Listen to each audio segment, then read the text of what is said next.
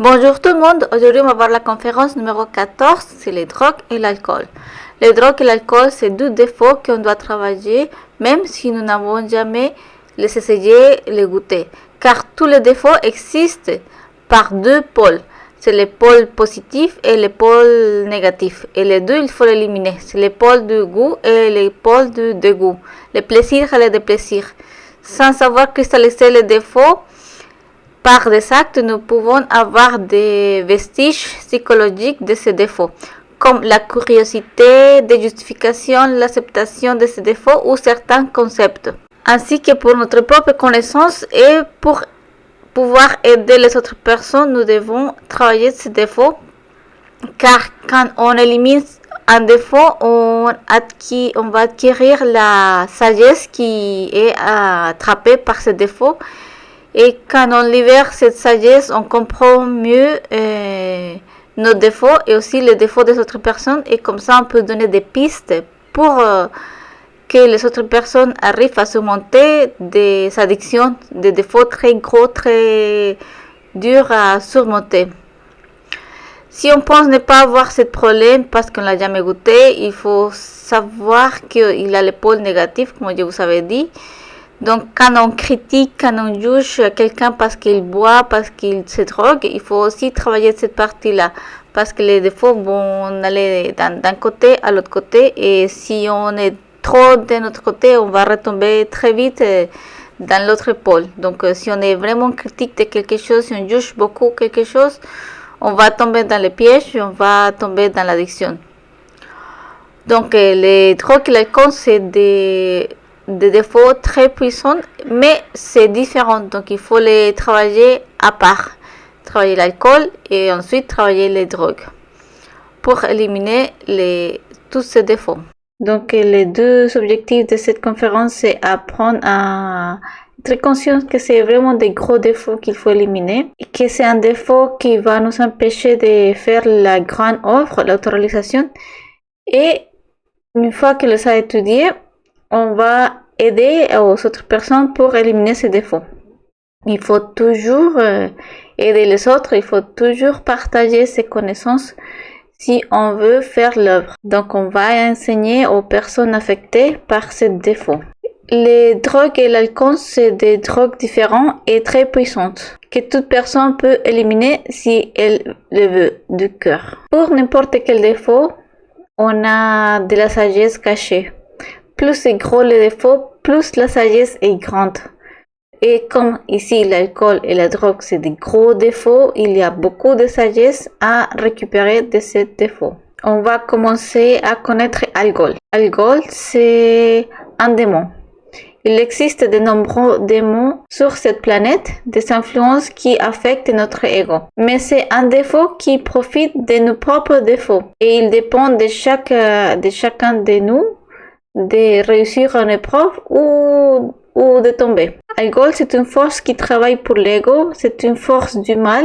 Démon Algol est celui qui dirige sur le plan astral les forces qui animent le processus de l'alcoolisme et de la toxicomanie. Il gouverne les drogues et l'alcoolisme. Ce démon est représenté par une méduse avec beaucoup de serpents dans la tête. C'est vraiment un démon puissant. Selon les mythes, on ne peut pas vaincre ces démons en les regardant en face. Les regarder et dire qu'on va boire plus tout en continuant à fréquenter les mêmes fêtes, les mêmes personnes, les mêmes amis, ça suffit pas.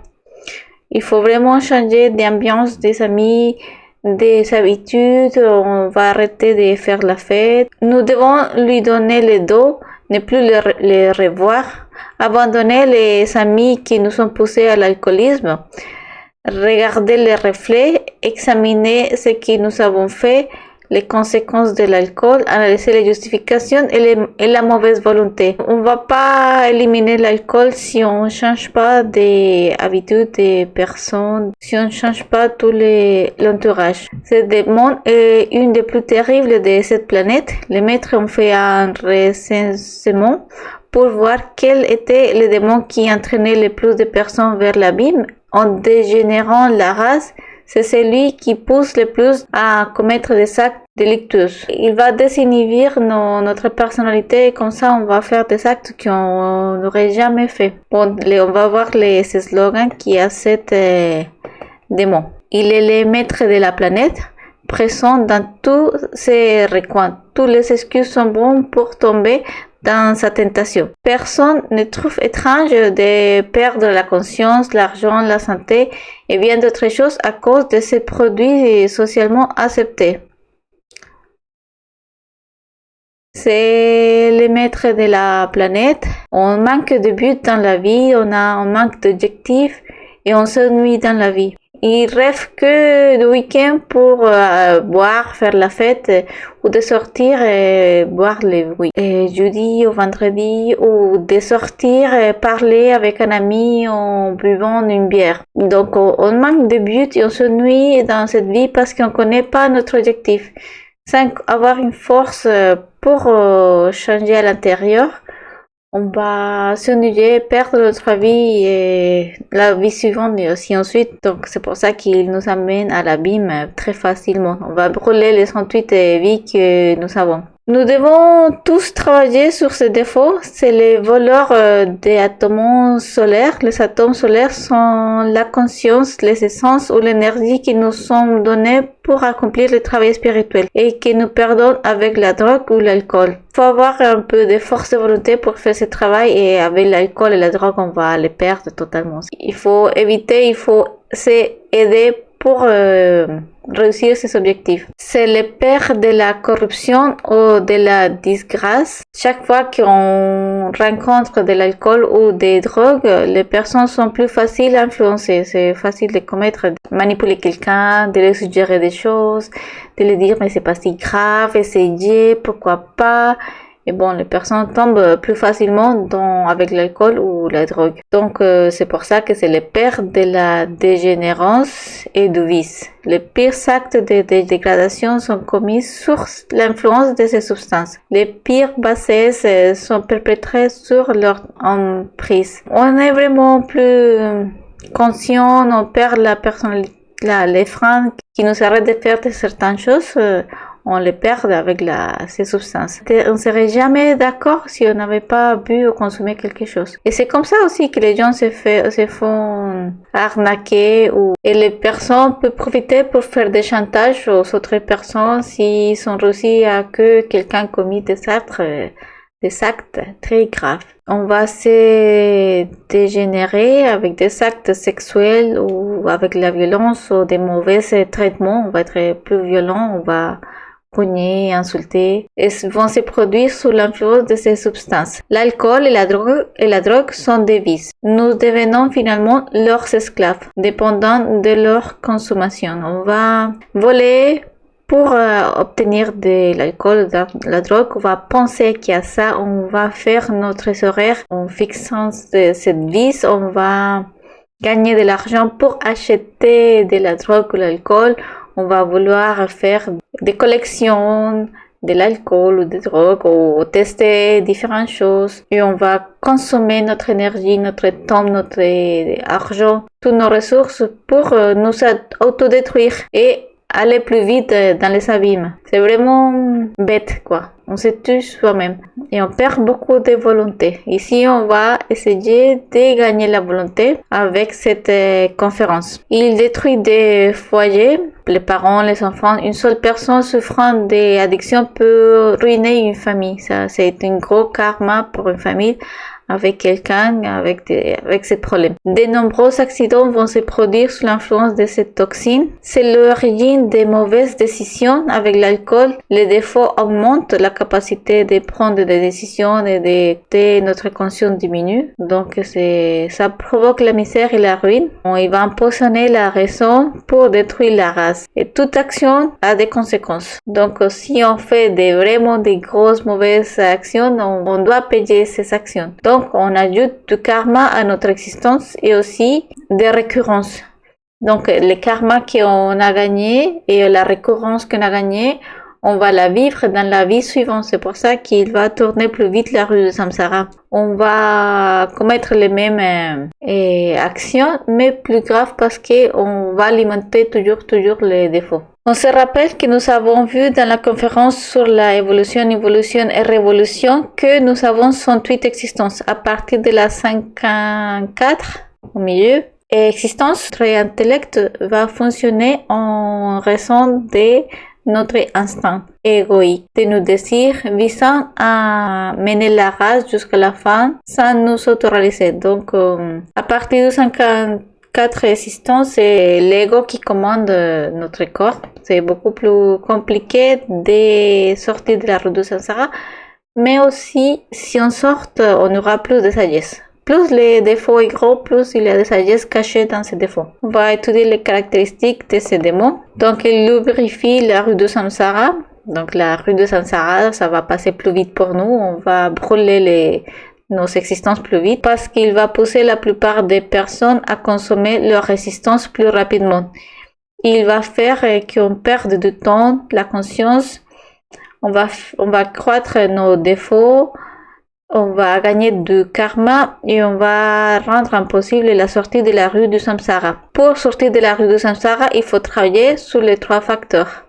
Le puits de l'abîme d'où monte une fumée comme celui d'un grand four. Donc ici, ça fait référence aux infradimensions, à l'abîme, parce que c'est lié. Les infradimensions sont liées, on va voir notre démon alcoolique et les démons alcool aussi. Plus nous nous dégénérons, plus rapidement nous allons entrer dans les infradimensions. Aussi, l'odeur de quelqu'un qui boit ou consomme un toxicomane, ça sent mauvais parce que la peau est en train d'essayer d'éliminer ces toxines. Il tourne incessamment dans le temps.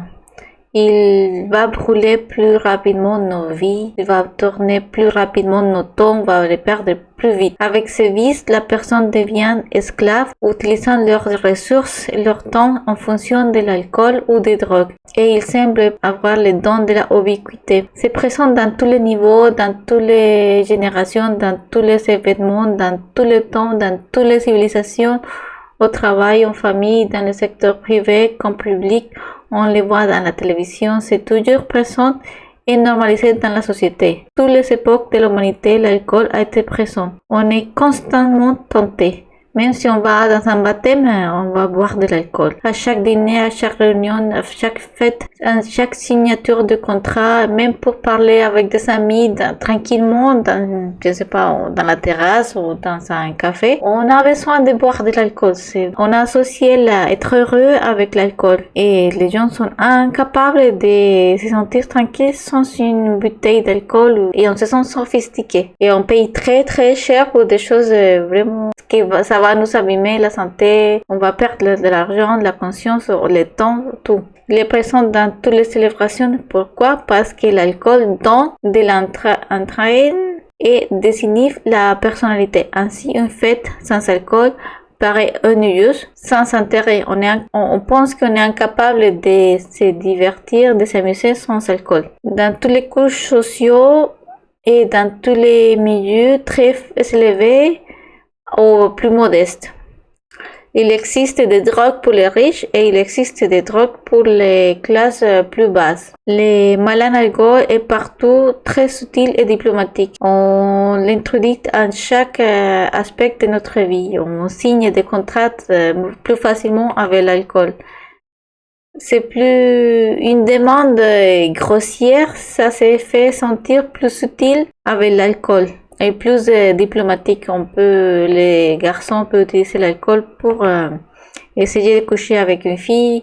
Quelqu'un va faire une proposition un peu pas très morale. Avec l'alcool, ça passe plus facilement. Son royaume est celui des mondes infernaux. Donc, on va nous faire monter jusqu'au précipice. Donc, on va sentir du plaisir. Il va nous faire monter petit à petit. Et après, on va tomber dans l'abîme. C'est toujours, on va retourner. Si on sentait du plaisir, après on va sentir de la douleur. C'est un démon qui s'empare de la planète et de tous les réunions sociaux. Ces substances font que s'ouvrent les portes que nous avons vers les infradimensions. Donc, comme on a déjà vu, on a aussi une connexion interne dans les infradimensions.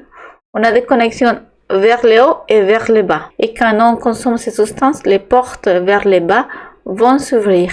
Et c'est là qu'il y a nos démons à nous des autres vies qui vont sortir. Mais en consommant des drogues ou de l'alcool, ces démons redirent, ils vont sortir pour prendre possession de notre corps. Ils vont accomplir les pires bassesses et ils vont s'alimenter, ils vont grandir, ils vont nous faire gagner du karma, créer une nouvelle récurrence et ça va faire que nous allons tomber dans l'abîme plus rapidement, plus profondément. Et on doit payer le karma correspondant à nos actes. Ça a patrié la terre. Donc, tous les règnes, c'est la terre. Il règne partout dans la terre. Il n'y a pas de recoin qui ne règne pas. Ces esclaves sont tous les humains. Oui, on est tous assujettifs, tous les humains. Les démons alcool s'emparent du corps humain astucieusement et lentement, jusqu'à ce qu'un jour, ils nous précipitent dans l'abîme de l'ivresse et de la folie. Il s'empare petit à petit de notre corps jusqu'à ce que nous devenions ses esclaves. On va croire qu'on peut s'en sortir, qu'on peut arrêter quand on veut, qu'on a le contrôle sur notre consommation et ce sont des mensonges et des justifications que nous racontons à nous-mêmes pour continuer de consommer. L'alcool est la drogue la plus acceptée au niveau mondial. Aujourd'hui, la science reconnaît même un seul verre est mauvais pour la santé. Il ne faut pas goûter, il ne faut pas tester, il ne faut pas commencer. On ne va pas dire on va essayer. Non, n'essayez pas. Tout le monde vous dit c'est mauvais, c'est mauvais. Il y a des choses que c'est mieux de ne pas essayer, de ne pas commencer. Parce qu'une fois commencé, pour l'arrêter, il faut travailler. Donc, c'est mieux ne pas commencer si on n'a pas commencé. Maintenant, si on a déjà commencé, bon, après, on verra comment on va l'arrêter. L'alcool, la drogue désinhibe. Et cela sera exploité par des personnes qui voulaient nous manipuler. Quelqu'un pour faire tomber une fille plus facilement, pour voler à quelqu'un, pour les manipuler, pour les faire des choses qui ne sont pas très morales, pour conclure des affaires plus facilement. Notre personnalité, c'est un frein mécanique que nous avons. Donc, on va pas faire certaines choses par moralité, par honte, parce qu'on pense qu'est-ce qu'il va penser l'autre personne, on pense qu'on va perdre probablement on va perdre notre travail, notre compagnon, notre partenaire pour faire certaines choses. Et par honte, par peur, on fait pas des choses et c'est un frein qui nous aide à ne pas nous enfoncer plus profondément dans les infradimensions. Donc cette personnalité qui nous empêche de dire ou de faire certaines choses, cette phrase va s'arrêter et on va réaliser certaines choses, on va faire certaines actions ou dire certaines paroles qu'après on va regretter très fortement ou on va prendre plaisir et continuer à se dégrader, à se corrompre. On va se corrompre plus. Donc c'est un moyen très facile de plus vite vers le bas. Et ensuite, on doit aussi payer les conséquences de ces actions, de nos actions. Nous avons aussi des concepts. On dit que ça va animer la fête avec l'alcool. Mais pourquoi? Parce que cela génère un certain entrainte.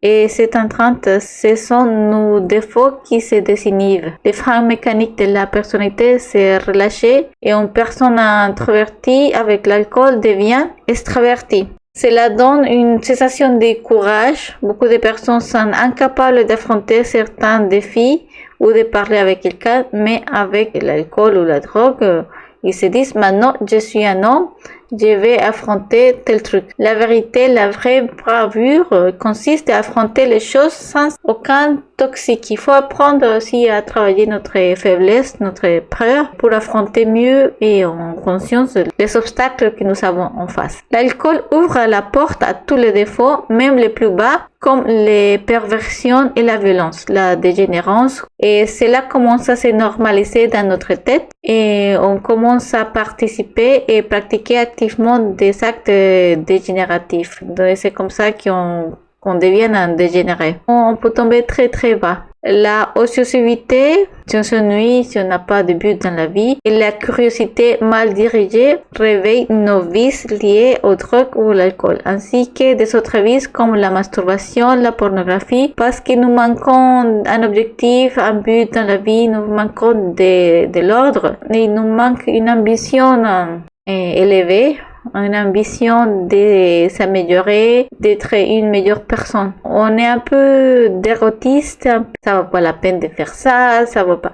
Et ça vaut la peine. Toutes les choses que vous éliminez, ça va vous aider maintenant et dans le futur. Et toutes les choses que vous faites, si vous commencez à vous dégrader, si vous commencez à faire des perversions, ça va aussi vous enfoncer. Soit on descend plus vite, soit on monte. On va pas rester au milieu.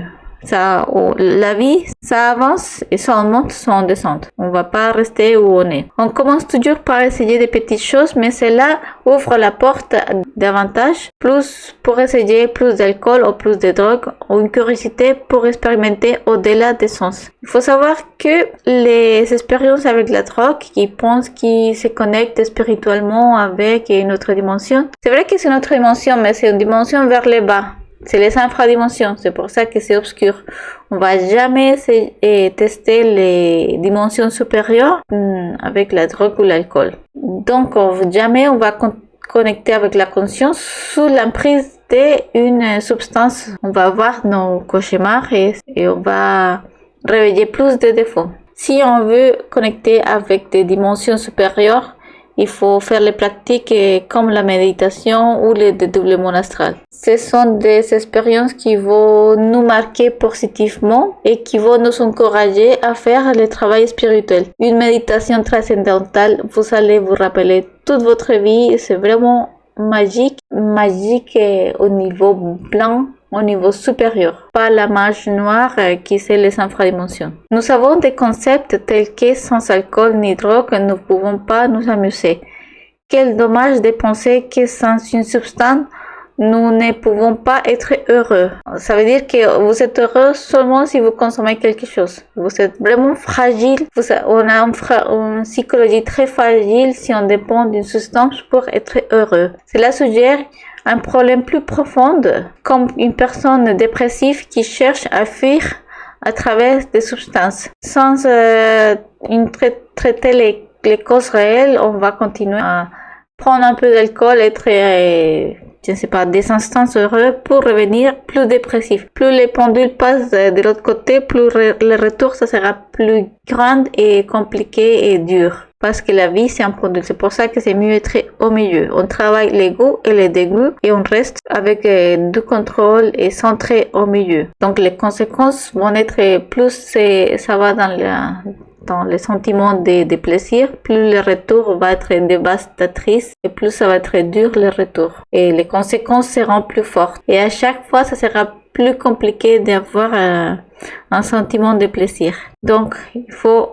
apprendre à sentir un plaisir supérieur, à sentir le plaisir de la méditation, la tranquillité, sans dépression, sans peur, être tranquille dans sa tête, dans sa peau, accompagné au sol. Il faut commencer à apprendre à être tranquille dans la vie, à être fort psychologiquement, à garder notre corps et être responsable de notre corps. La personne qui pense qu'il va surmonter des crises en consommant des substances, il s'est fait des illusions. On va noyer ses peines pour fuir ses problèmes et après les problèmes, ils nous rattrapent toujours. Donc l'alcool va nous désinhibir et quand on boit, tous les défauts vont se nourrir en raison de cette désinhibition produite par l'alcool. Et après, on va alimenter la luxurie, l'avidité, la colère, la toxicomanie, la perversion, peut-être voler, mentir. Après, il faut payer les conséquences. Après, j'ai trompé ma femme. J'ai volé. Après, il faut toujours payer les conséquences. Toutes les actions ont des conséquences. Voici les conséquences qu'ils provoquent. Lorsque nous sommes possédés par ces démons, cela se manifeste par les effets agents de l'ivresse, en passant par les délirium tremens jusqu'à la folie. Les délirium tremens, c'est quand les personnes ont l'habitude de boire beaucoup et après ils s'arrêtent.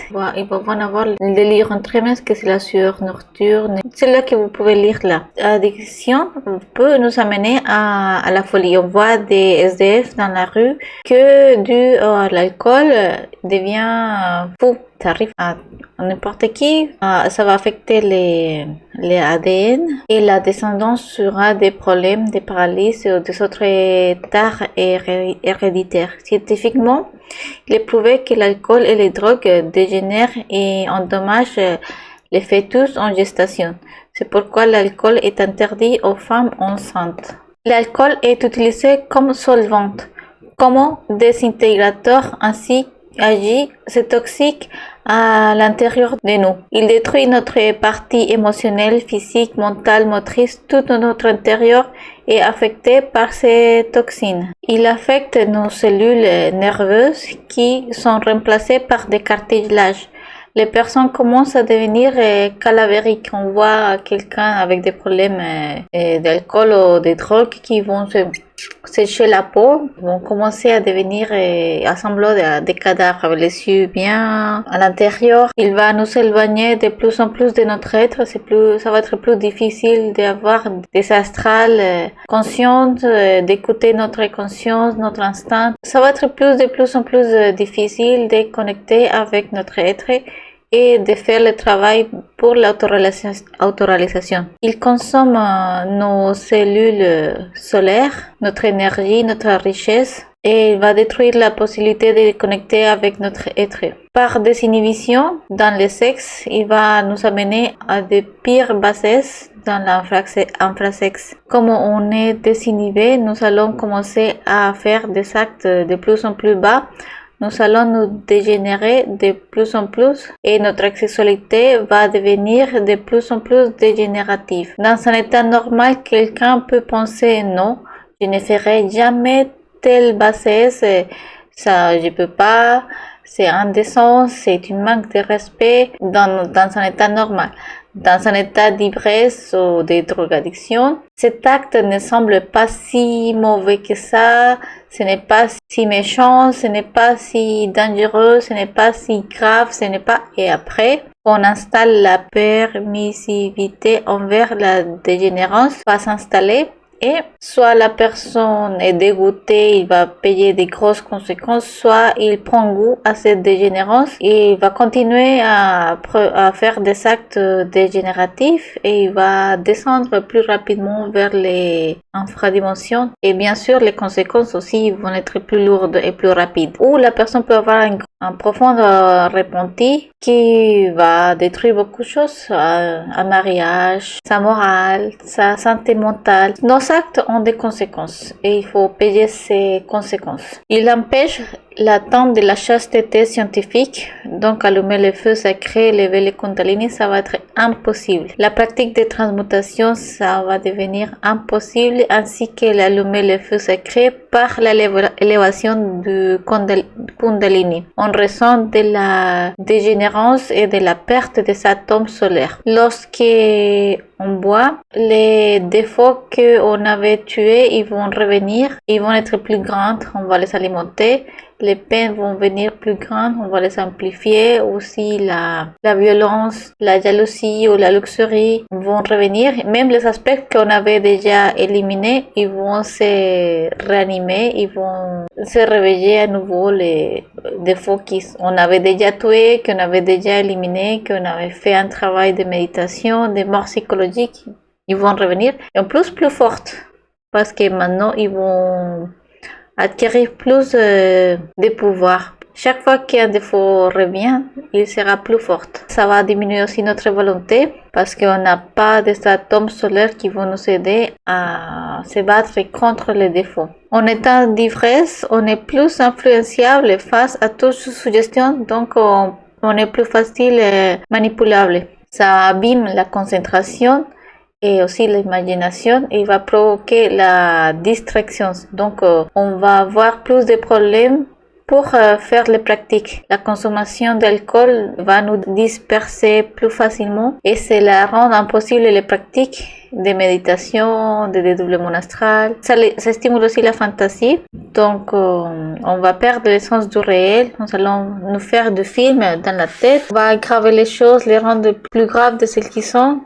On va être une victime, on va dire ah les pauvres de moi quand cette personne a fait tel truc. Et on est toujours la victime et pauvre de moi. On développe la irresponsabilité et le non-respect des engagements. On dit qu'on va arriver à une certaine heure et on n'arrive pas, on va rester pour boire. On oublie de payer quelque chose, on part. On ne tient plus nos promesses, on perd la notion du temps. Il détruit les principes de moralité, la famille et la société. Par irresponsabilité et la désillusion, on va détruire notre famille, on peut tromper notre compagnon, on va peut-être cogner notre enfant, on va gaspiller notre argent, notre temps, notre énergie pour les bis. On va perdre le sens de moralité. On va tomber plus rapidement dans la dégénérance. On va transgérer des règles qu'on n'aurait jamais pensé à transgresser, des règles sociaux, moraux. Et ils vont nous conduire à réaliser des actes graves que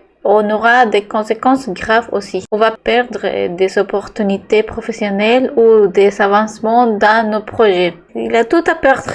Franchement, il n'a pas de sens à consommer cette substance. Ça affaiblit l'essence de l'éthique, la capacité de penser indépendamment et la liberté individuelle. Donc, on va perdre la capacité de discerner, d'évaluer les conséquences, on va se laisser influencer facilement. On devient manipulable, on ne voit plus les choses clairement. Il détruit la partie d'humanité de l'individu en nous rendant un animal. Nous allons perdre notre empathie, notre sensibilité et on va devenir presque des animaux. On va être influencé pour faire des crimes. On croit que ça nous donne du courage. Avant de faire un crime, les criminels se donnent du courage avec des substances. Pour eux, c'est plus facile d'éteindre la conscience avec pour tout le monde. On va éteindre notre conscience avec des substances comme l'alcool ou la drogue. C'est la prostitution de religion.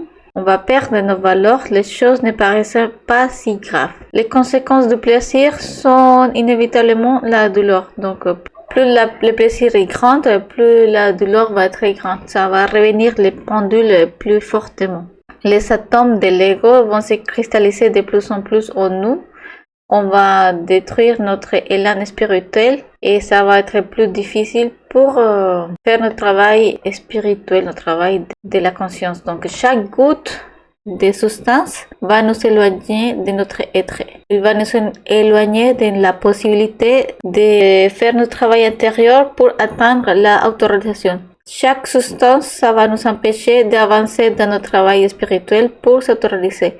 Il est nécessaire de travailler sur les trois facteurs: naître et mourir et sacrifice pour l'humanité. Naître, c'est la transmutation, mourir, c'est l'élimination des défauts par la mort psychologique, et le sacrifice pour l'humanité, c'est aider les personnes et partager ses connaissances. Le travail de naître se réalise par la pratique de transmutation, donc ça sera impossible de la réaliser. Lorsqu'une personne consomme, ce démon capte la richesse des microcosmos. Cette richesse est le mercure des alchimistes, ou l'énergie ayant la capacité de donner la vie. L'énergie sexuelle, l'alcool, même en petite dose, va faire que cette énergie descend. L'énergie sexuelle va être capturée par cette toxine et il n'y a plus manière pour transmuter les atomes. Il va corrompre cette énergie sexuelle. Donc, si on a fait un travail de mort psychologique au suite de transmutation, ces atomes qui sont déjà changés, ils vont devenir noirs. Il va perdre ainsi tout travail de purification. Comme cette énergie se corrompt,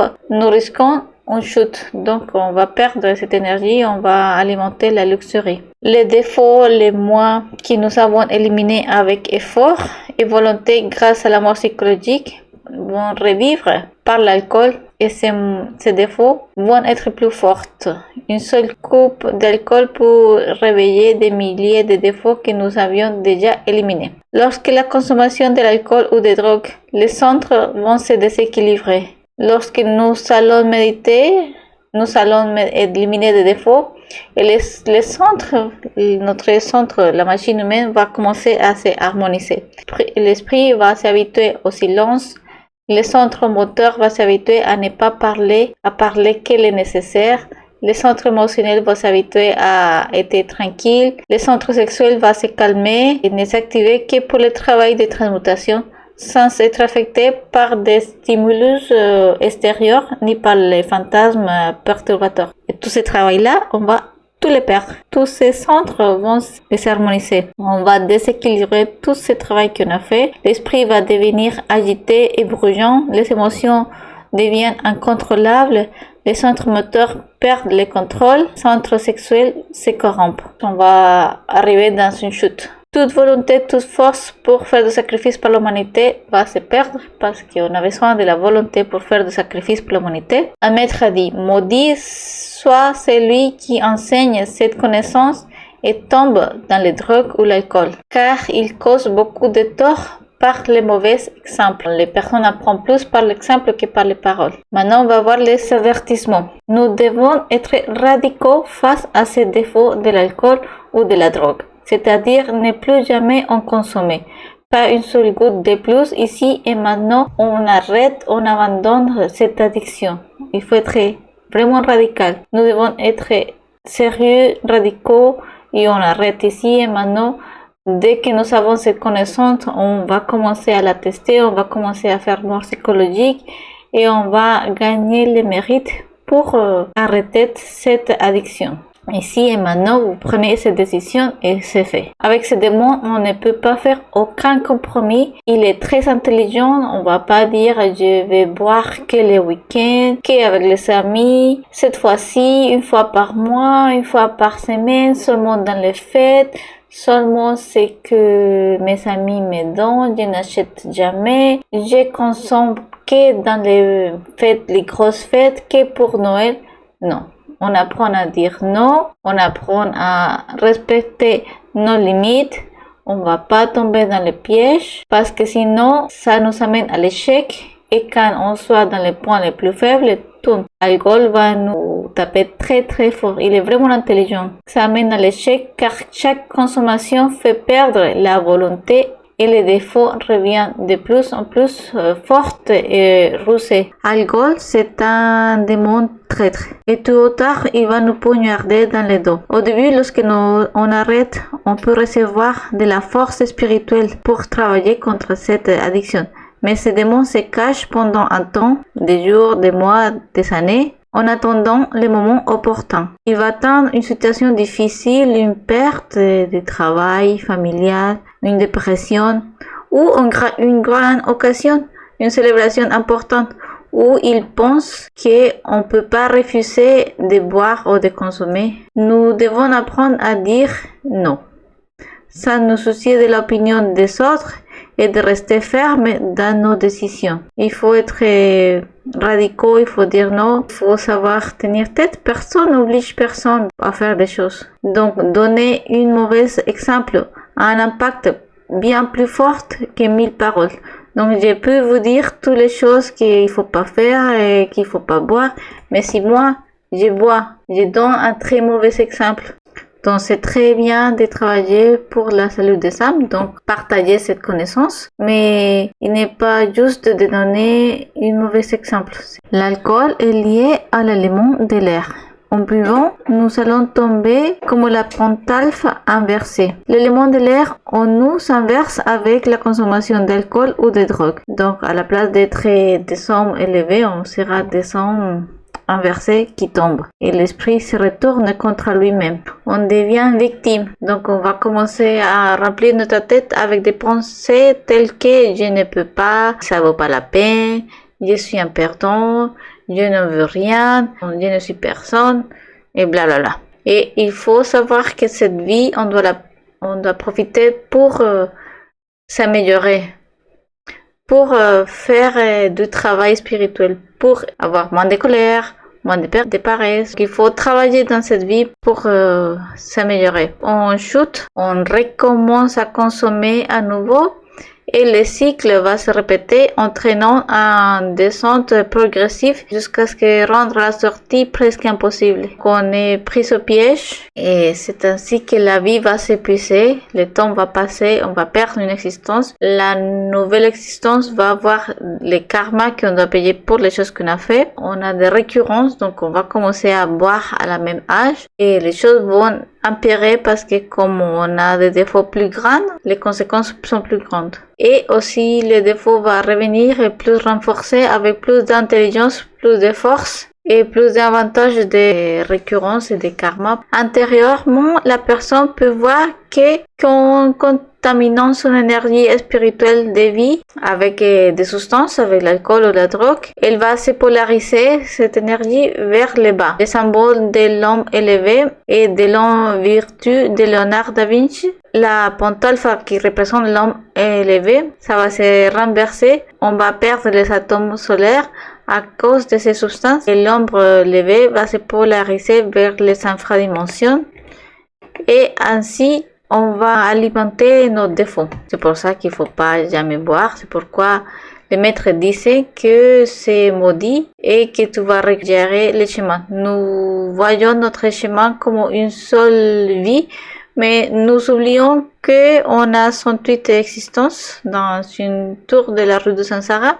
Et une fois la porte ouverte, si nous n'éliminons pas ces défauts, il va continuer à se nourrir pendant les existences suivantes. Par récurrence, nous allons retomber dans les autres existences. Ça, c'est écrit dans la Bible. Cette femme de l'Apocalypse de Saint Jean, c'est la grande prostituée dont le numéro, c'est le 666. Ici, c'est la personnification de la force qui se polarise vers l'ego. On va aller plus vite dans les infradimensions avec cette consommation, soit de l'alcool, soit de la drogue. Maintenant, on va voir les drogues.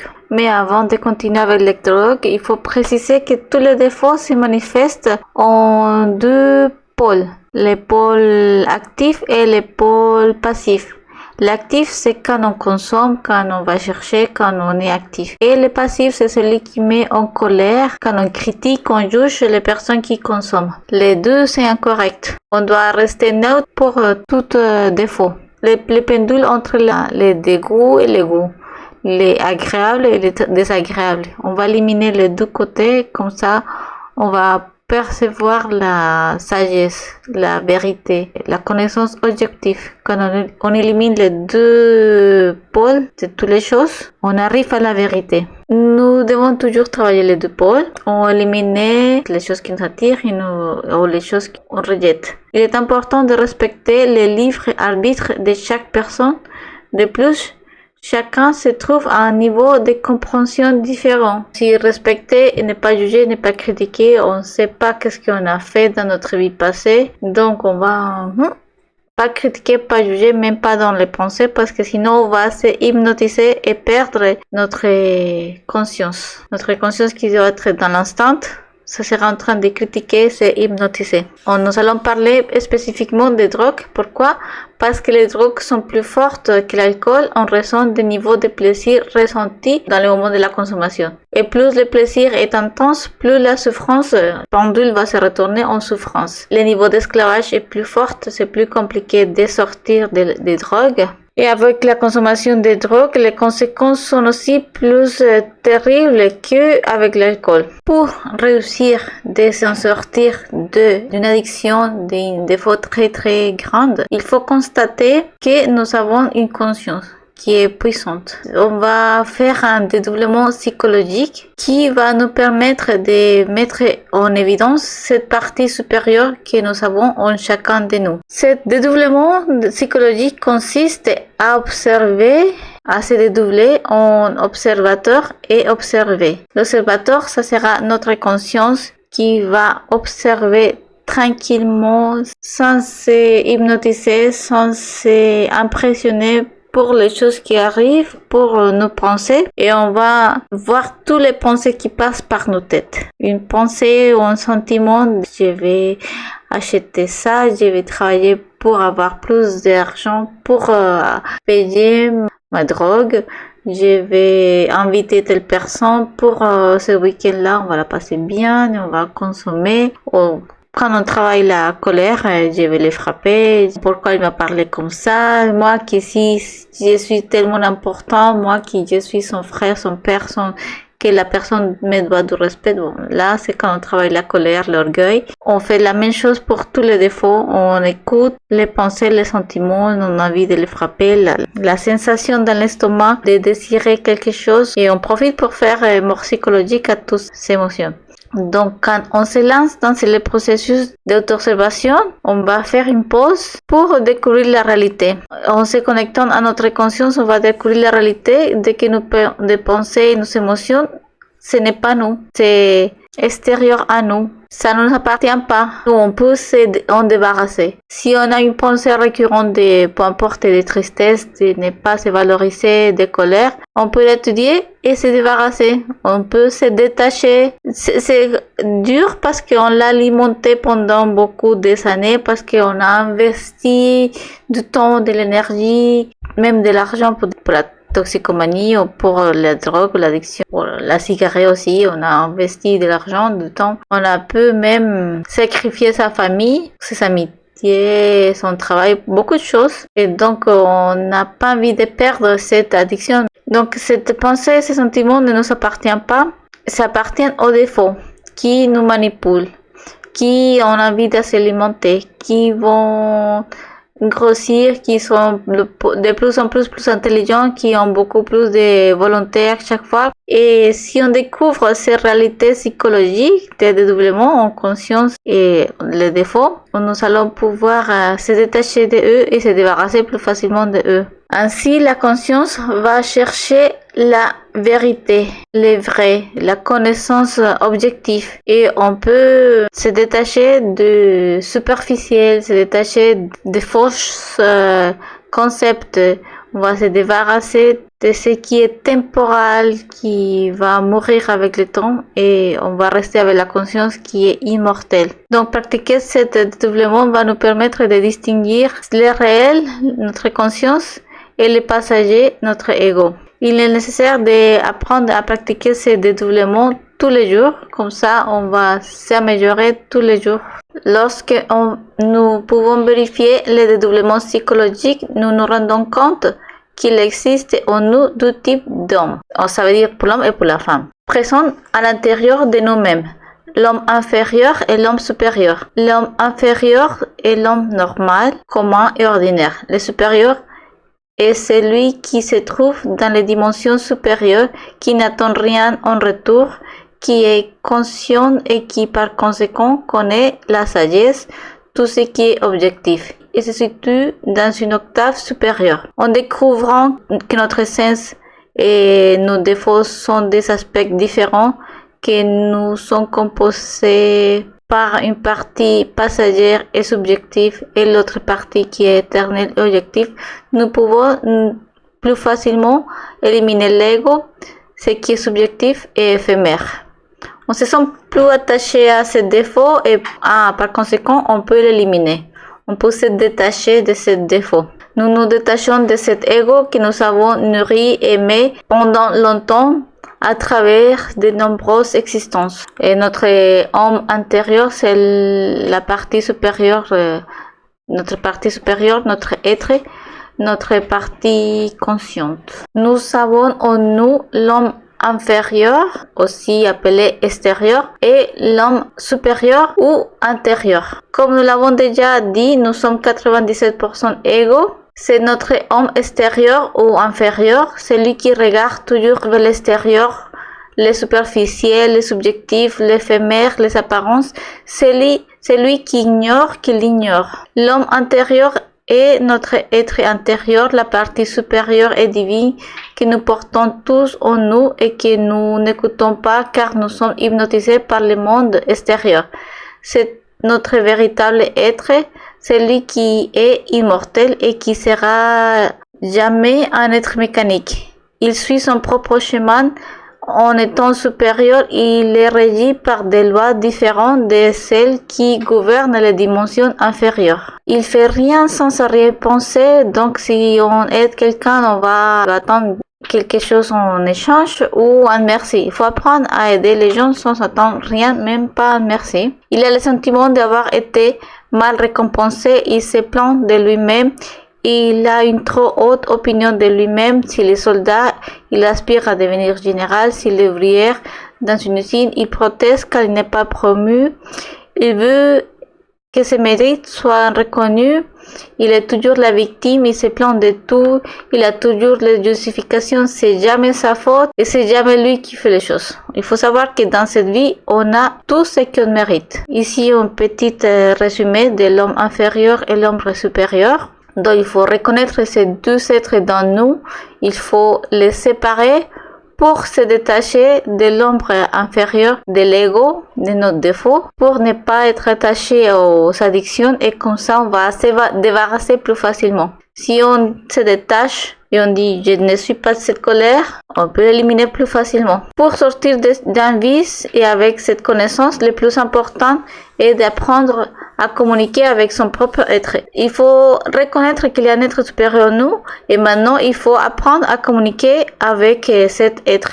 Donc il faut pratiquer le dédoublement astral pour entrer en communication avec cet être. C'est ainsi qu'on verra la capacité qu'il a pour vaincre n'importe quel démon, qu'on a une force en nous, une volonté, et c'est lui qui est un guerrier puissant capable de vaincre. Ça nous donne beaucoup de courage parce qu'on est vraiment découragé avec ce défaut. On perd beaucoup la volonté. Donc si vous commencez à communiquer avec votre être, vous allez avoir des réponses, des aides. C'est lui qui a la sagesse pour apprendre à l'écouter. Heureux les pauvres en esprit, car le royaume des cieux, c'est à eux. Ou les indigents d'esprit. Celui qui se croit être une bonne personne, celui qui croit être juste, n'a pas d'espace pour s'améliorer, car il pense être déjà bon, il pense déjà être parfait. Je suis très bonne personne, moi je suis une très très bonne personne, donc pourquoi étudier ma colère si je suis tellement bonne personne? Donc on se trompe.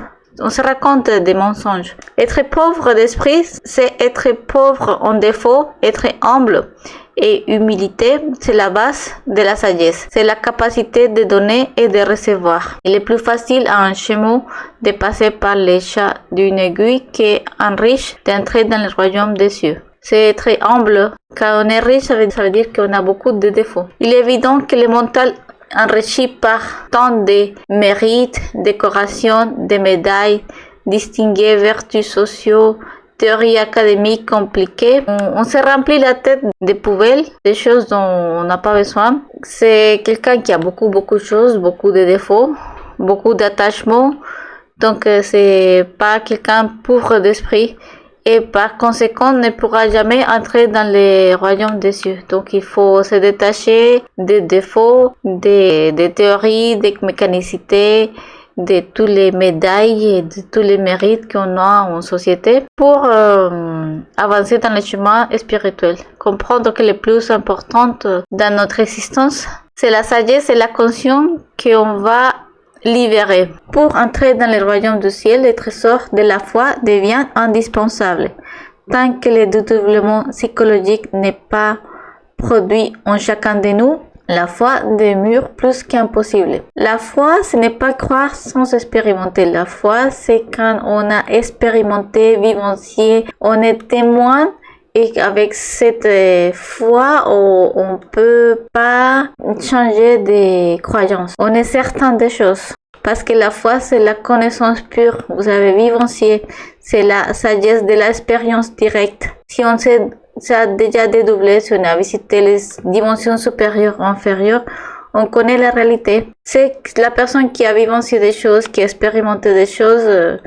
Toutes les autres personnes peuvent vous dire que c'est pas vrai, que c'est faux, que c'est... On sait ce qu'on a vécu, on sait ce qui est réel et ce qui ne l'est pas, et personne va nous faire changer. Parce qu'on a déjà expérimenté. C'est pour ça que c'est important de faire des pratiques de dédoublement astral, des pratiques de dédoublement psychologique. Vous allez vous détacher, vous allez expérimenter. Il faut écrire vos rêves, essayer de comprendre vos rêves. Si on connaît, si on a l'expérience mystique directe de ses propres mondes intérieurs, on va connaître les autres personnes parce que comme on connaît notre intérieur, on commence à comprendre les autres personnes, on commence à comprendre l'intérieur des autres personnes. Si j'étudie ma colère en moi, je vais comprendre mieux la colère dans l'autre personne ou peu importe quel défaut. Donc si je connais mes mondes intérieurs, je vais connaître les mondes intérieurs de toutes les personnes. Donc connais-toi toi-même et tu connaîtras l'univers et les dieux. Et c'est comme ça qu'on comprend que toutes les personnes possèdent une partie supérieure et que toutes les personnes ont aussi cet être supérieur capable de vaincre n'importe quel démon. Et comme ça, on comprend mieux les personnes, on comprend mieux comment travailler soi-même et comment on peut aider les autres personnes. Personne ne va pouvoir connaître le monde intérieur de la planète ou du système solaire ou de la galaxie dans laquelle nous vivons si on ne connaît pas d'abord notre propre monde intérieur. Comme c'est à l'intérieur, c'est à l'extérieur, comme c'est en haut, c'est en bas. Il faut d'abord se connaître à l'intérieur pour connaître l'extérieur. Lorsqu'une personne consomme des drogues, elle peut avoir des expériences extrasensorielles et croire qu'elles facilitent les chemins spirituels. Faux. On est connecté avec la partie inférieure à nous. Que les drogues font que faciliter la connexion avec l'organe conducteur. C'est lui qui nous relie aux infradimensions ou à l'enfer. Tout ce que l'on peut percevoir sous les effets de la drogue ne sera qu'une connexion vers les bas, vers les infradimensions. Ça serait jamais une connexion vers la conscience, vers les dimensions supérieures, vers quelque chose de spirituel vers le haut, jamais. Et c'est ainsi que la conscience égoïque devient alors dans un état comateux. Un toxicomane va penser qu'il perçoit des aspects supérieurs et spirituels avec la drogue, avec des hallucinations, des visions qu'il va avoir, mais il se trompe lui-même. Il ne verra que les infradimensions. Pour percevoir les dimensions supérieures, il faut du mérite. Il faut de la concentration, de la volonté. L'organe conducteur, c'est une sorte de queue astrale que nous possédons et qui alimente tout l'ego, cette petite queue-là. Ça peut être vu en astral et on peut le ressentir aussi lorsqu'on commence ce chemin spirituel, vous pouvez la sentir. Et c'est la conscience qui est enfermée dans l'ego, donc 97%, qui va fonctionner en fonction de ses défauts, va projeter ses propres hallucinations qui sont les défauts qui sont dans la partie infradimensionnelle de nous. Donc c'est pour ça qu'on verra toujours les infradimensions avec la drogue. Si par exemple nous avons les défauts de la tromperie, de la autotromperie ou de la mythomanie, on va voir des hallucinations qui correspondent à ces défauts. C'est ainsi qu'un toxicomane va avoir des expériences et des influences selon la partie de l'ego qui est en train d'utiliser. La drogue nous déconnecte de la partie supérieure que nous avons. Nous avons Buddhi et Atman qui se trouvent dans les glandes pituitaires et pinéales. Donc la drogue va rompre cette connexion et c'est le conducteur qui va manipuler tous les processus, projeter son influence. On dit que la personne entre dans un état semblable à un coma. Toutes ces hallucinations sont produites par l'organe conducteur. Tout ce qu'elle voit et croit être spirituel, ce n'est qu'une projection de l'ego. Jamais on verra quelque chose de supérieur de la conscience avec des drogues ou de l'alcool. La conscience se trouve dans les dimensions supérieures et on y accède par des mérites. Nous n'avons pas besoin d'aucune drogue mystique pour expérimenter un dédoublement astral. Vous pouvez consulter la conférence numéro 3 et faire les pratiques. Les toxines de drogue anéantissent nos ondes alpha, celles qui nous permettent de percevoir les mondes supérieurs, les dimensions supérieures, la partie divine et supérieure, la partie spirituelle, ainsi que la connexion avec notre conscience et notre être, para capter la sagesse universelle. La connexion entre le cerveau et le mental va se rompre. Donc, ces drogues vont endommager la mémoire, la concentration, la capacité d'imaginer, de se concentrer, de méditer. Les personnes peuvent devenir folles, taire la amygdale, dégénère le système hormonal, endommage la capacité de parler. Voici un petit résumé. Donc, les drogues, c'est très mauvais pour nous dans la partie physique et dans les autres parties plus subtiles aussi. À tous les niveaux, ça va nous affecter. La drogue va se transformer dans un vice, dans une religion. Donc, on va travailler, penser et faire tous nos horaires, toutes les choses, les activités en fonction de consommer, en fonction de faire plaisir à cette envie de consommer. On pense que ça va nous permettre de faire des expériences extrasensorielles, mais c'est faux. C'est les perceptions de l'organe conducteur, comme on a déjà en parlé. Ici, les multiples drogues.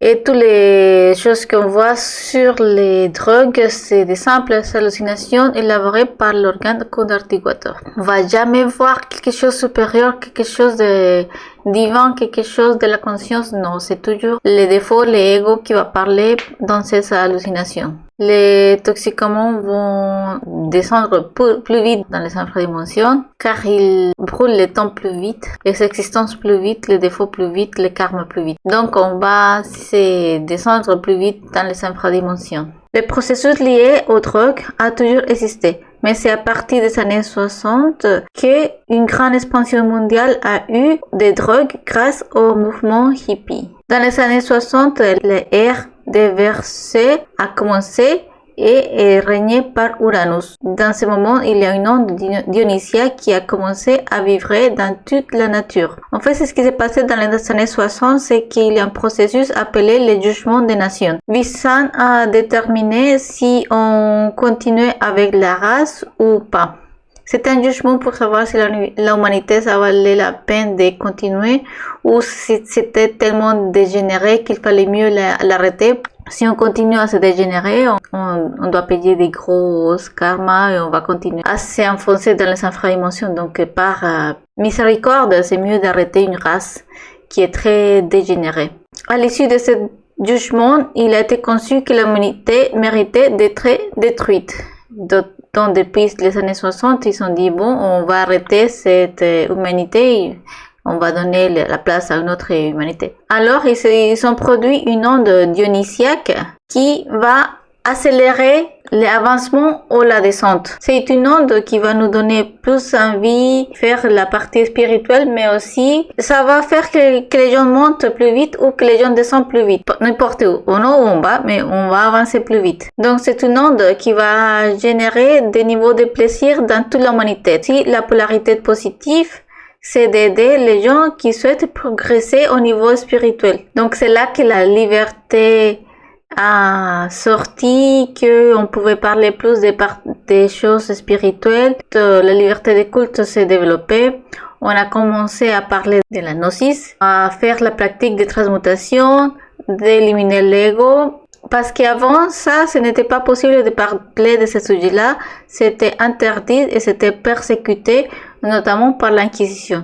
Donc il y avait l'Église ou d'autres régimes, donc on ne pouvait pas parler de spiritualité. Mais le côté négatif, c'est que cette onde augmente le désir pour les drogues et l'alcool. Et c'est pour ça qu'à partir de cette période, c'est répandu les drogues et l'alcool. Mais aussi le côté positif, c'est qu'il y a beaucoup de gens qui cherchent la spiritualité, qu'il doit avoir quelque chose de plus profond dans l'existence. Donc c'est la partie positive, c'est une onde qui va nous donner de la force. Et ça veut dire aussi pratiquer la transmutation avec volonté, aussi pousser pour l'extase mystique dans la méditation, dans la compréhension, dans toute la partie de la conscience. Donc cela veut dire cet avancement plus vite, on peut faire des initiations plus vite. Avant, une initiation, ça a duré 20 ans. Maintenant, on peut la faire en 2 années et demie en étant sérieux et constante. Comme on a déjà dit, il y a la partie positive de l'onde dionysiaque, que c'est la bonne utilisation de l'énergie sexuelle. On va se délecter à faire la création des corps existentiels de l'être en faisant la transmutation volontairement, en sachant valorer notre énergie, notre sémence. On va réveiller la conscience, on va connaître la connaissance objective, on va améliorer notre intuition. Aussi, il y a les délecter de la musique transcendantale. Du côté négatif, il y a l'ego a pris l'onde dionysiaque pour faire tout le contraire, pour libérer la luxurie en pervertissant la race, en la dégénération sexuelle. Il y a les infrasexualités qui se sont développées, toutes sortes de homosexualisme, lesbianisme, masturbation, tous les bassesses qu'on peut faire avec la sexualité. La sexualité, c'est quelque chose qui est vraiment important, qu'il faut savoir respecter et bien utiliser. C'est la chose qui va nous faire monter le plus vite ou descendre le plus vite. Les drogues et l'utilisation de la mauvaise sexualité va nous faire descendre très très vite dans les infradimensions. C'est comme ça que l'humanité a appris à prendre plaisir inférieur. Aussi, on a perverti la musique. Toutes ces drogues génèrent tous les contraires de la onde dionysiaque positive. C'est le contraire de la partie de l'extasie du samadhi. C'est le vide illuminateur. où on va expérimenter la vérité, le réel, la sagesse objective, possible à 100% à travers la méditation. Il n'y a aucune drogue qui va vous amener à la vérité, à la sagesse ou la vraie joie et le vrai amour. Jamais la drogue ou la dégénérance vont jamais nous amener dans ce chemin-là. Partie négative, les drogues nous amènent à la psychodélisme. C'est l'âme qui est droguée. On peut rien faire avec notre âme qui est si abîmée. La psychodélisme, c'est l'antipode de la méditation. L'enfer des drogues se trouve à l'intérieur de l'organisme planétaire. Donc, quand on prend de la drogue, on va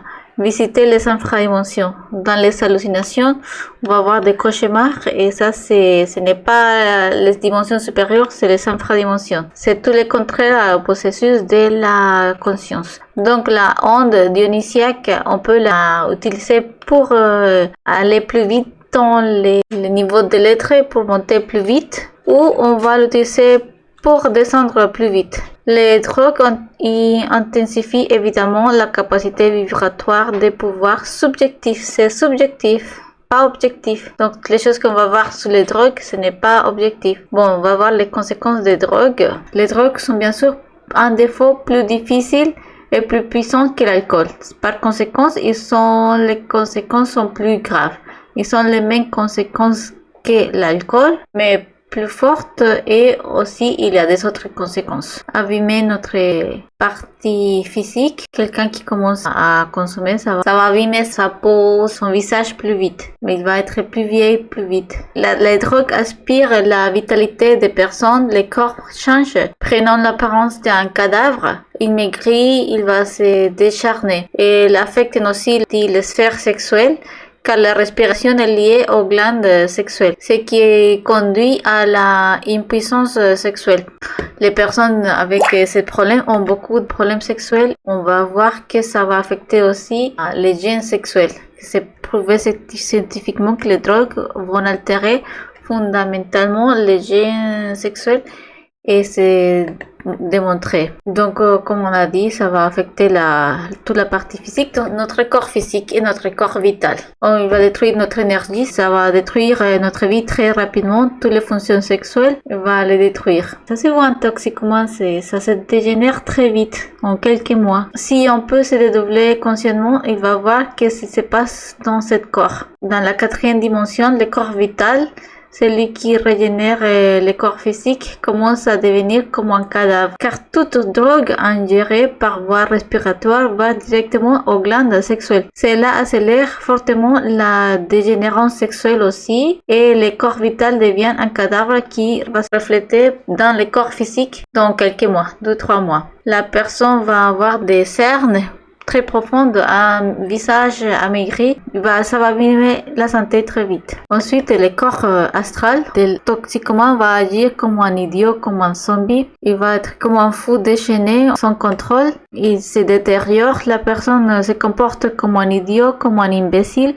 Si on peut voir un corps drogué dans un dédoublement, il va apparaître comme un zombie dans l'astral. Nous verrons ses défauts en plein festin, parce que les défauts s'alimentent beaucoup si on est drogué. Donc ils sont très contents parce qu'ils sont en train d'alimenter notre ego. Nos démons intérieurs seront très contents. Ils seront en train de bien manger et bien se nourrir. Dans le corps mental, il sera déchiré, détruit. On ne pourrait pas contrôler le mental.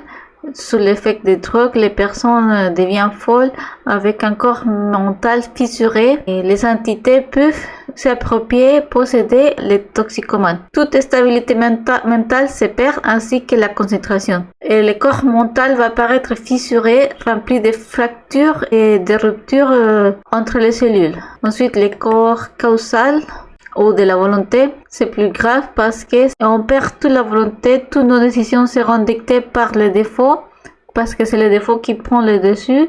Les personnes agissent comme un ivrogne qui veut juste tomber.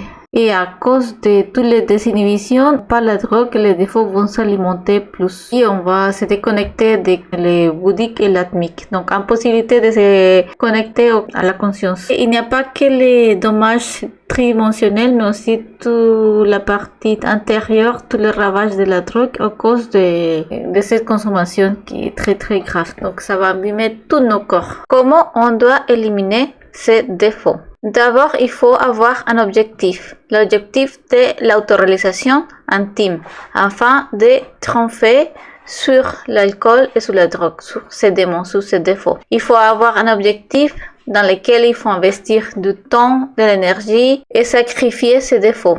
Et ces défauts vont commencer par les gros défauts qui nous empêchent d'avancer. Si on a un objectif, la vie commence à devenir plus claire, plus ciblée. On va profiter du temps et on va pas perdre notre temps dans des défauts. Après, il faut apprendre à communiquer avec son être.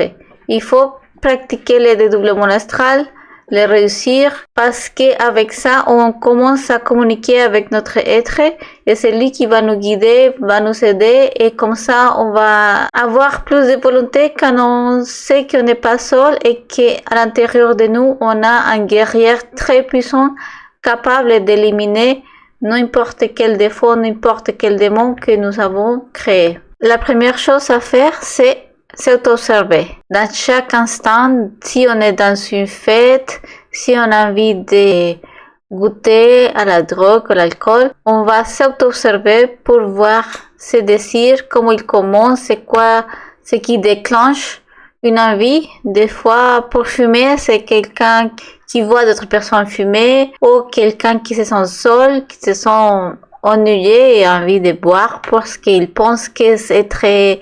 Pour être heureux, il faut boire ou il faut se droguer. Il faut étudier toutes les justifications intellectuelles pour boire, pour consommer la drogue. Donc, si on pense que c'est pour être heureux, que c'est juste pour avoir la compagnie, on va éliminer toutes ces justifications. Si on est déprimé, ce n'est pas la drogue et l'alcool qui va régler ça. On va faire une méditation réfléchie sur la dépression. On va s'enfoncer et aller plus profondément avec la drogue et l'alcool. Donc, c'est pas une solution. C'est toujours pire et on est en train juste de fuir l'instant. Le défaut, c'est un pendule. Ça va revenir plus fort et on va tomber plus fort. Non, n'oubliez jamais que c'est un gros défaut, c'est un démon. Il faut jamais tomber sur les justifications de la drogue et l'alcool. Il faut étudier les actes de mauvaise volonté qui nous a fait commis les défauts, cette mois. Si peut-être quelqu'un a volé, si peut-être quelqu'un a trahi une autre personne, si peut-être quelqu'un a manipulé quelqu'un pour lui donner de l'argent pour boire ou se droguer. Toutes les actions de mauvaise volonté, on a arrêté d'étudier, de travailler, de méditer pour tomber dans ce défaut. On va tout observer, tous les désirs, les justifications et la mauvaise volonté, les actions. C'est quelque chose de personnel, vous n'êtes pas obligé de dire à personne. Si vous voulez, vous pouvez le faire. Travail pour soi. Après, quand on travaille et on apprend des choses, on peut aider les autres personnes. Donc, une fois qu'on s'est auto-observé, on va réfléchir, on va essayer de découvrir pourquoi. Pourquoi est-ce que j'ai fait les choses que j'ai fait? Pourquoi j'ai volé? J'ai tombé dans l'alcool, dans la drogue? Des fois, c'est la dépression, on s'ennuie, on a trop de colère, l'orgueil. Donc, on va auto-observer. On va méditer pourquoi, on va se demander c'est quoi, pourquoi, et une fois qu'on a la réponse, on va demander à notre mère divine d'éliminer ces détails. On va éliminer détail par détail. On ne peut pas dire à la mère, élimine-moi cette envie de boire de l'alcool. Non, il faut étudier chaque scène. On va étudier la fois où ma cousine s'est mariée et on a bu jusqu'au le matin parce qu'on voulait célébrer, fêter. Si on n'est pas capable d'être heureux sans aucune toxine, c'est parce que il nous manque la joie dans notre vie, la capacité d'être heureux par soi-même. On n'a pas besoin de rien pour être heureux. On a juste besoin d'avoir une attitude de profiter de la vie et petit à petit, si vous travaillez un défaut pendant 1 heure, pendant 1 semaine, 2 semaines, vous allez voir que ça change, que vous allez comprendre les choses. Vous attendez pas des résultats dans 10 minutes de méditation. Il faut investir du temps. Vous avez investi du temps pour vous droguer ou alcooliser. Maintenant, il faut investir du temps pour reverser tous les défauts, toutes les choses qu'on a commis. Maintenant, comme on n'a pas beaucoup de volonté, parce que c'est un défaut qui prend notre volonté, on aura peut-être besoin de négocier. On a étudié les négociations de karma et dharma. Donc, regardez cette conférence et on fait une négociation. On va négocier la fermeture d'un défaut et on va promettre de méditer tant de temps par jour ces défauts. On va négocier d'aider quelqu'un, demander si c'était accepté ou non. Et vous allez demander que les défauts soient enfermés. Et il faut les travailler. Et comme ça, on va gagner un peu de volonté envers ce défaut. On tombe dans les vices parce qu'on s'ennuie, parce qu'on n'a pas une occupation. Et la meilleure façon de s'occuper, où on a beaucoup de choses à faire, c'est dans les sacrifices par l'humanité. En plus, vous allez gagner du dharma et on a besoin du dharma pour tous nos défauts. C'est des défauts qui ont beaucoup de karma. Bon, tous les défauts ont beaucoup de karma, donc il faut négocier. Comment nous avons abîmé notre corps physique et notre corps vital, on n'a plus de vitalité, c'est vraiment important de faire la pratique de sublimation. C'est la pratique de respiration qu'on fait pour les célibataires. Donc on fait cette pratique. C'est recommandable de le faire entre 4h30 et 16h du matin. C'est mieux le matin, mais si vous pouvez pas le matin, peu importe l'heure, c'est aussi très bien de le faire. Comme ça, on va donner un peu de vitalité à notre corps. Si c'est nécessaire, on peut accompagner la personne, on va l'expliquer, on va la réveiller. Lorsque la personne a montré des signes de récupération et que la personne est en couple, on peut l'enseigner à faire la transmutation sexuelle et cela va vous permettre de récupérer l'activité des nouveaux neurones. C'est une pratique très puissante qui va vous aider à régénérer votre corps. Maintenant, quand on étudie ces défauts, on se rend compte que on les reflète avec les personnes de ses amis.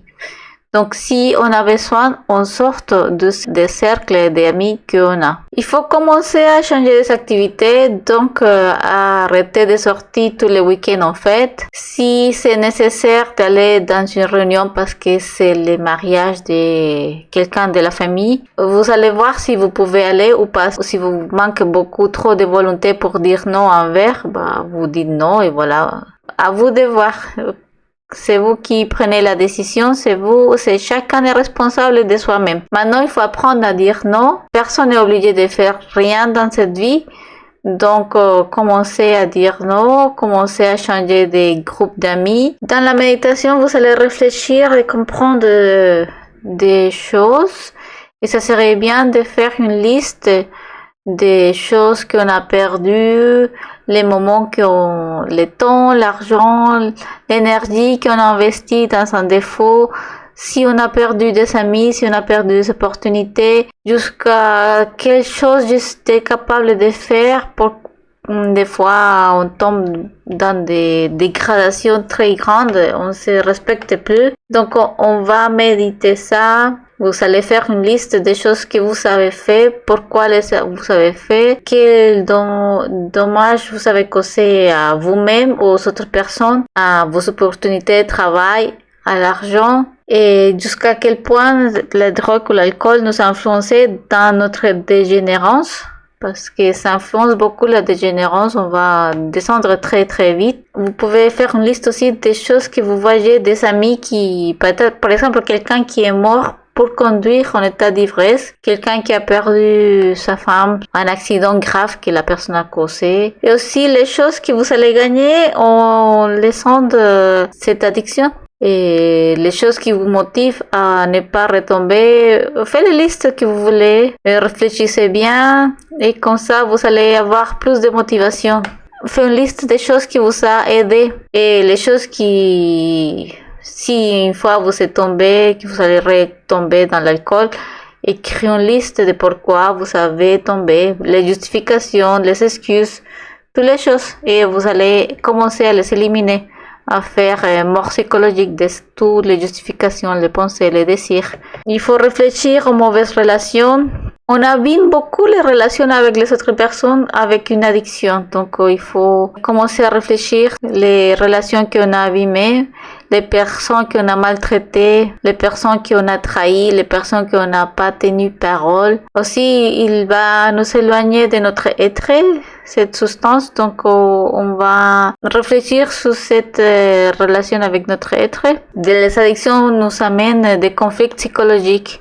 Donc, c'est la liste des conséquences de toute cette consommation. Faites des listes, la liste que vous voulez. On va avoir un cahier et on va écrire j'ai ressenti ça, j'ai fait ça m'a aidé, ça m'a pas aidé, telle personne, je l'ai dit et cette personne n'a pas compris, donc je vais laisser reposer ces relations pendant le temps que je sorte de ce problème. Et après, je verrai si je reprends ou pas cette amitié. À vous de voir. Il faut être responsable. Chaque personne est responsable. On ne veut pas dire que c'est l'autre personne qui m'a invité, qui m'a suggéré. Non. Personne n'oblige personne à faire rien. Vous êtes responsable, vous êtes des personnes grandes. Aussi, pensez aux conséquences de boire. Par exemple, les enfants, ils pensent que boire c'est génial. Il faut pas donner mauvais exemple aux autres personnes et aux enfants. Bon, voici alcool, une image. On a dit un démon avec une tête, avec des serpents, qui va vous enfoncer dans des infradimensions. Il faut apprendre à agir dans la vie conformément aux principes fondamentaux que nous portons au fond de l'être. Il faut avoir des principes, les avoir clairs et faire respecter nos principes. Je vous dis, apprendre à dire non, apprendre à tracer des limites et vivre avec ça. Il faut vivre avec les conséquences de nos actes. Donc, c'est mieux avoir des actes de méditation, que ça nous donne des conséquences positives, à des actes de perversion, de toxicomanie, de s'engager dans la voie de décadence. Merci à tout le monde. On se voit dans la prochaine conférence, la conférence numéro 15, Ego, personnalité et sens.